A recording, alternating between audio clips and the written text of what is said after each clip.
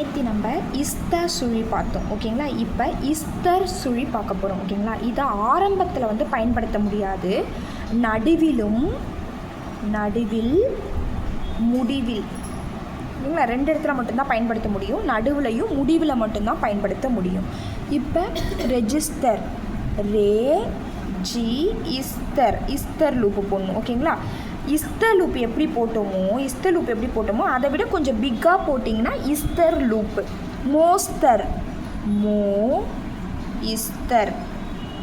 மோஸ்தர் நீங்கள் போட்டிருக்க loop Esther சுழி போட்டிருக்கீங்களா இஸ்தர் சுழி போட்டிருக்கீங்களா உங்களுக்கு தெரிகிற மாதிரி போட்டுக்கணும்.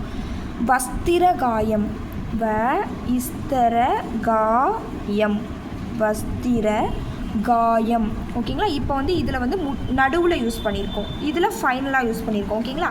ஃபஸ்ட்டு பிளேஸில் யூஸ் பண்ண முடியாது, ஆரம்பத்தில் யூஸ் பண்ண முடியாது.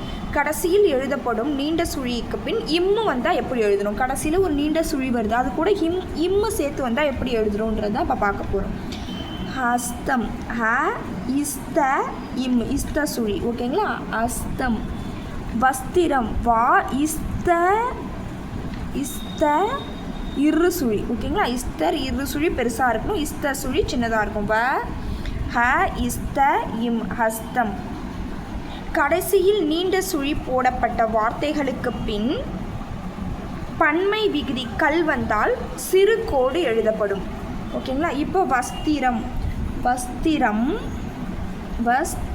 ப்ளஸ் கல் ஒரு சின்னதாக ஒரு ஐஃபன் டேஷ் வர்பல் யூஸ் பண்ணுவோம், அதை ஃபைனல் பிளேஸில் போடணும். வஸ்திரம்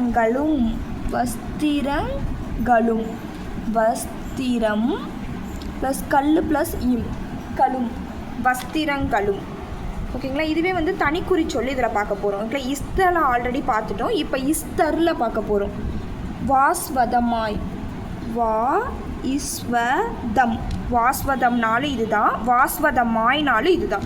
நம்ம ஒரு சென்டென்ஸ் இருக்குன்னா அந்த சென்டென்ஸை படித்து பார்த்து அது வாஸ்தவமா இல்லை வாஸ்தவமாயின்றது நம்ம ஃபில் பண்ணிக்கணும்.